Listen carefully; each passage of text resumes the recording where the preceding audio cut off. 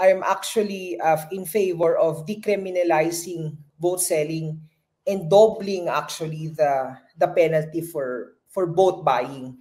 Kasi ang burden nasa kandidatong nagbibigay rather doon sa naghihirap na taong bayan na kumakapit na lang sa patalim. So kung ako man dapat ipunish, yun po yung kandidato na namimili ng boto rather doon sa botanteng nagbebenta ng boto. Kung ako idoblehin mo, hindi lang disqualification. Kasi ang current penalty sa vote buying ngayon is only 1 year to 6 years.